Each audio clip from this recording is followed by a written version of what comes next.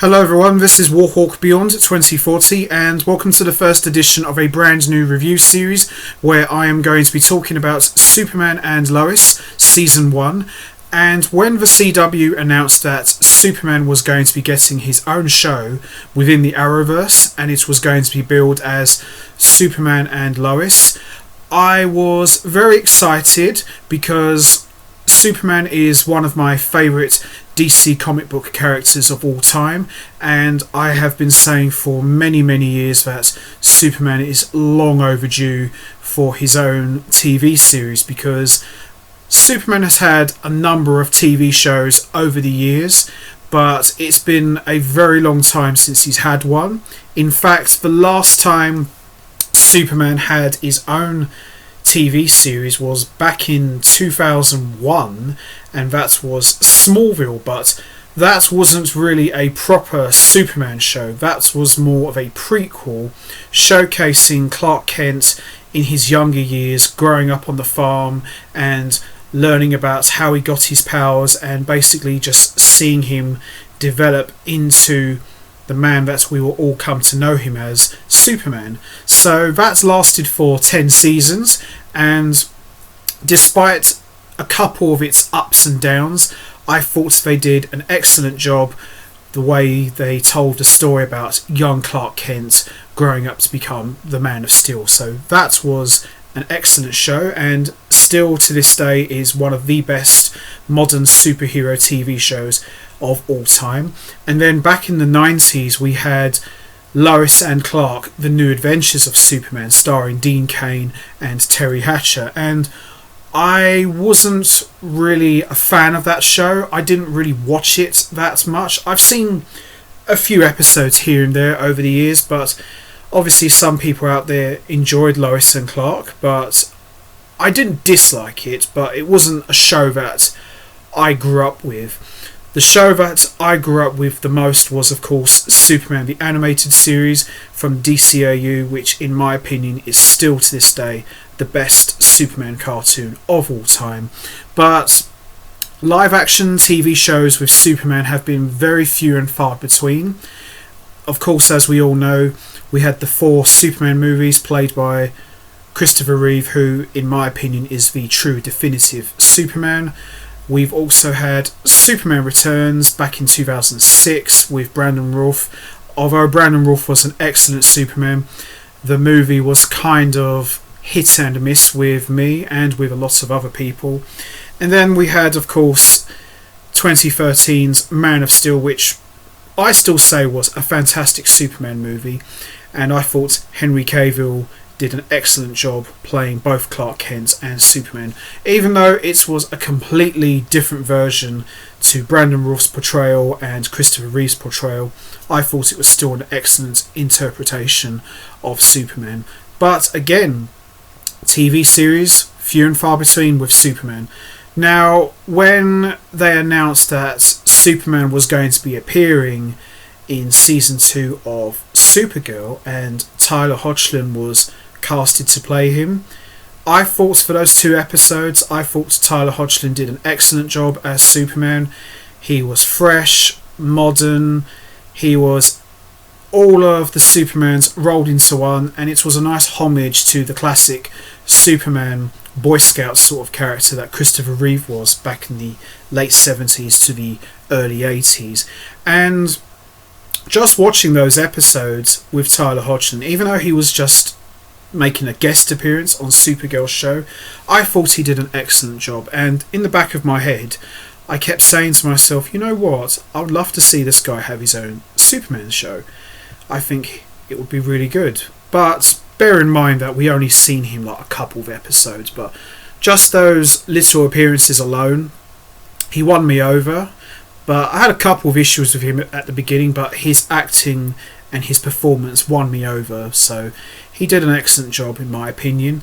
But the only problem I had with Tyler Hoechlin's Superman, and that's no offence to the actor himself, I felt that they were downplaying his role and watered down his powers and just basically pushing him back and pushing Supergirl basically to the moon, which I have no problem with Supergirl getting put over, because at the end of the day, this is still Supergirl's show, not Superman's. But, you know, anytime you see Superman, whether you've read a comic book or you've watched any of the DCAU cartoons or even the old Filmation shows from the late 60s, when Superman walks into the room, he has such a presence, because as iconic as Batman is, Wonder Woman, Green Lantern, even the Flash, they're all iconic. When Superman walks in, there's such a presence to him, there's such a majesty. It's like, this is the hero, this is the man, you know, this is the guy. And I wasn't really feeling that with Tyler Hoechlin's Superman, even though he was still an excellent Superman. Maybe it was the writing, I don't know, but that all aside, I still hoped and prayed that he would get his own show.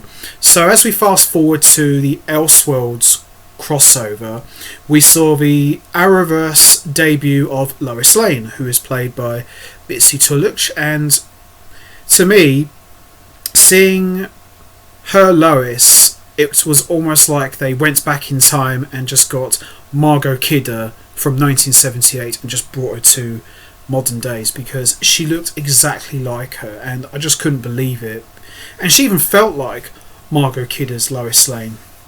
And seeing Tyler Hoechlin and Bitsy Tulloch interacting with each other, I did say a while ago, I think was in the Crisis review series that I did for the Crisis crossover, they're good performers, but I don't know really, I just wasn't really feeling the chemistry there. In fact, I felt Bitsy had more chemistry with Brandon Routh than Tyler Hoechlin.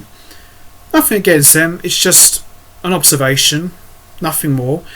So when they announced that Superman and Lois were going to get their own show and they were going to have kids, 2 sons, I thought, kids, really? How's that going to work? Can it work? Superman as a dad, a husband, a superhero, how the hell is that going to work? So when I saw the trailer for the pilot, I was completely blown away. I just thought, wow, this alone feels very different to the other Arrowverse shows. I noticed that the budget was a lot higher, the music was a lot more stronger, very close to like a cinematic sort of score. The dialogue and the way everything was filmed, I thought, wow, this doesn't feel like a CW show. This feels like something you would see from HBO Max or, you know, the DCEU sort of choreography. It just felt very, very different. And after having watched the pilot, which was over an hour long, I can honestly say, excellent episode, strong start. It incorporates so much of the Superman mythology, but still keeping everything fresh and up to date. And I thought Tyler Hoechlin was brilliant as Superman. Bitsy Tulloch was excellent as Lois. The idea of the Kents trying to juggle their life as parents, journalists, you name it, was handled very, very well. And we are definitely off to the races. And if this is how the show is going to be, just with this first episode alone, then we could possibly be looking at the best show in the Arrowverse. I know it's only the first episode, and you know, my opinion could change by maybe episode 2 or 3, but just having watched the pilot, everything I love about Superman was there. There was lots of great callbacks to the old comic books. You know, there was so much. And yeah, there wasn't a lot of action. But when there was action, it was epic. It really, really was. This was more like a drama. So basically, this is just more like all about Clark Kent and Lois Lane trying to live like a domesticated lifestyle as a married couple. But it handled itself very, very well, because sometimes when there's little action, to some people they could class it as boring, but I thought this was excellent. I was a little bit unsure whether they could hold up an over an hour plus long episode, but the story was well written, the dialogue was delivered very well, everything about it just delivered. And I don't do ratings much on review shows that I do, but I would probably give this not 10 out of 10 because that's beyond excellent, that's like almost perfect. I would probably give this maybe 9 out of 10, not far from 10 out of 10, so I probably would say I'd give this pilot episode 9 out of 10 because this was really, really good, and as I said, I really enjoyed this a lot. Now,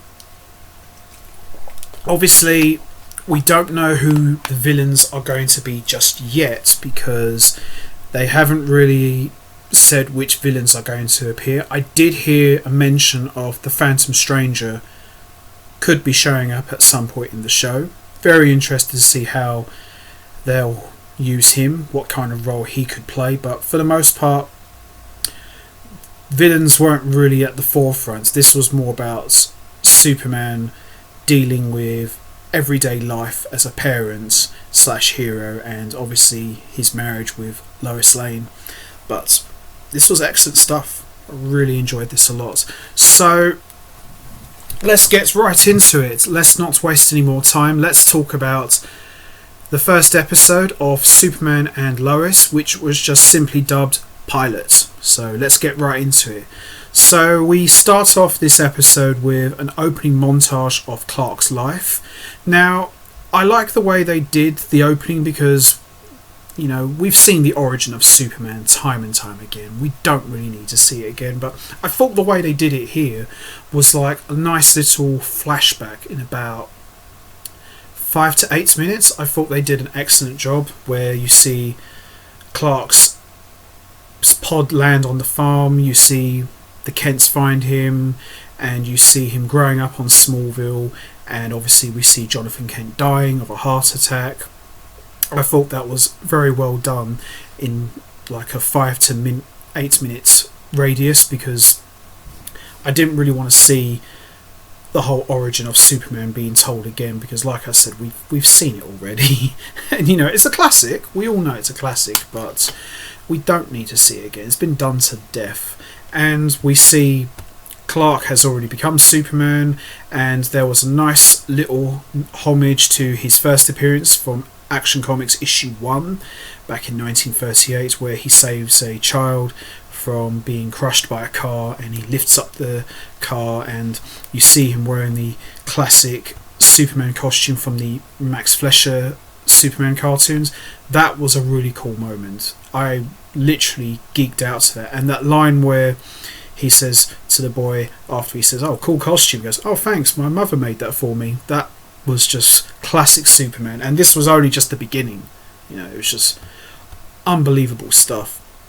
So we see Superman responds to an imminent meltdown at a nuclear plant, and he manages to stop the catastrophic meltdown at the very last moment.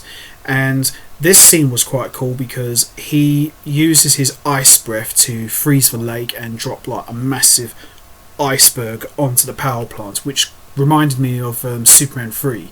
So that was a nice shout out to that movie.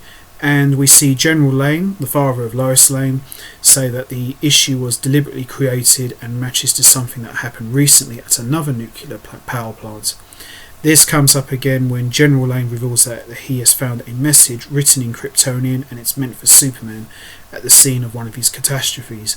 The message refers to him by his Kryptonian birth name, Kal-El. So obviously there's someone out there who knows everything about Superman, his secret identity, everything, so that should make for very interesting watching whenever that does get round to being eventually addressed. So we also see another cool flashback where we see Lois and Clark meet each other for the first time, and this scene was just beauty at its finest because Tyler Hoechlin, the way he was able to play the bumbling, mild-mannered goofball Clark Kent, just brought back very fond memories of Christopher Reeve's epic performance, and Bitsy Tulich was excellent as Lois and channeled in her inner Margot Kidder, but still staying true to her own interpretation. Brilliant stuff, loved it. So we're seeing Lois and Clark are trying to juggle their lives in Metropolis and the challenges of their sons. We have Jonathan Kent, who is a star athlete, and we have Jordan Kent, who is dealing with anxiety issues. Interesting stuff. We wouldn't want to have two kids who are just perfect. You got to have some issues in there. So I thought the way they did that was very well handled. And Lois wants to tell the boys about the Kryptonian heritage, but Clark says that it's not a good idea, and he also says he's struggling to relate to Jordan and be a father in general. Great stuff there. Meanwhile, at the Daily Planet, things aren't great either. Morgan Edge has bought the Daily Planet and is cutting staff left, right and centre, and Clark Kent ends up being one of those casualties when he is fired, which he finds out at the same time that he gets a call that his mum, Martha Kent, is seriously ill. We shortly see after that Martha Kent dies sadly from a stroke, prompting Lois and Clark to bring their boys to Smallville for her funeral. While over there, we see Jordan reconnects with Sarah Cushion, the daughter of Lana Lang, who is, as we all know, Lana Lang is the childhood sweetheart of Clark Kent, and her husband, Kyle Cushion. Lois and Clark have a tense conversation with Lana and Kyle, in which it's revealed that Morgan Edge is also trying to buy the coal mine in town, presumably to convert it to alternate energy sources. An accident happens in the barn, but both Kent's boys are mysteriously unhurt. Lois and Clark also find out later that Martha had taken out a reverse mortgage on her home to use the money to help neighbours in need, as well as put together a college fund for the boys. In order to keep the farm, Lois and Clark will have to pay the mortgage, otherwise the bank will buy the house. So we see shortly after the incident in the barn, Jordan has major questions about how he was able to walk away unharmed and goes snooping in the barn, where they find Clark's Kryptonian pod. They confront Clark, who admits to them that he is Kryptonian and he is really Superman, and that they might have powers. Now this was a very good scene because it's interesting to think that they have two boys but they don't know their dad is Superman. So when Clark does reveal that he is Superman, I thought this was a very good scene and probably one of the best scenes of the pilot. And we see that they're upset about this, especially Jordan, after he realises that his parents think his brother might have powers. Jordan later goes to a party with Sarah that gets a bit out of control when he kisses her and angers her boyfriend. A fight starts, causing Jonathan to come to the aid of his brother, but it's Jordan who ends up ending things when he sets the bonfire to explode with his heat vision. Interesting. So we see Lois discovers that Morgan Edge bought the Daily Planet, the Smallville Bank, a few years ago, something that surprises Lana. Clark and Lois decide that they need to move to Smallville and save the family farm. When they discover it's Jordan who has the Kryptonian powers, Clark vows to be there for his son, something he's not been great up until now. So we also see Superman heads off to deal with another issue at the nuclear plant and discovers that the person responsible there has lured him. So we see a big guy in a suit of armour, very similar to what Lex Luthor has used in the past, and we see the two of them fight, and it's evident that this stranger knows a lot about Clark Kent / Superman. He also claims his own world is destroyed, as was Krypton. He tries to kill Superman by stabbing him with a shard of kryptonite, but Superman is able to pull out the kryptonite at the last minute and save himself. So we see, at the end of this episode, we see a stranger returns to the North Pole in his ship, where an AI greets him as Captain Luthor.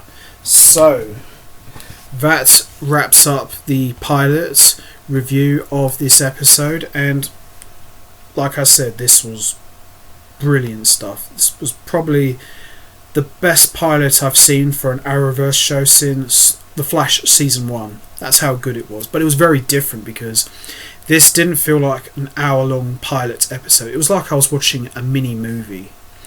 It was really, really good, and it was very well told. The story was very captivating, didn't feel bored once, and Tyler Hodgson, he makes an excellent Superman. I thought, he was really showcased properly. And one thing I was very impressed with in this episode, I really enjoyed seeing Superman's strength being displayed to the fullest, because his appearances in Supergirl, his powers have been watered down, and at times, they just make him look a bit of an idiot. But here, when I was watching him showing off his feats of strength, I was saying to myself, yeah, that's exactly what Superman is and should be. So, brilliant stuff. Strong opener for the first episode. Really looking forward to episode 2. And I'm really looking forward to seeing who exactly is this mysterious Captain Luthor. Could he be from another Earth? You never know. You just never know. But I like the idea that the boys, or at least one of the boys anyway, have their own powers. So that's going to make for an interesting couple of episodes. So we see that the Kents are now moving back to Smallville, away from Metropolis. So great story to be told there for another day. So that's it from me. I'm going to wrap this up now. What was your thoughts on the pilots for Superman and Lois? Did you enjoy it? What was your thoughts on one of the Kent boys having their own powers? How do you think that story is going to play out? And what do you think it could do to Jordan's psyche? And also, who do you think this mysterious Captain Luthor is? Could it be Lex Luthor from another Earth? And could Morgan Edge somehow be connected to this mysterious Captain Luthor? And what was your thoughts on the little Injustice Easter egg where we saw Jordan playing Mortal Kombat versus DC Universe? Do you think that was fun? You know what to do, guys. Hit the like button, hit the subscribe button, leave your thoughts and comments down below, and I will be back next time for another edition of the Superman and Lois review series, where I will be talking about episode 2. So until next time, take care everybody, and stay safe.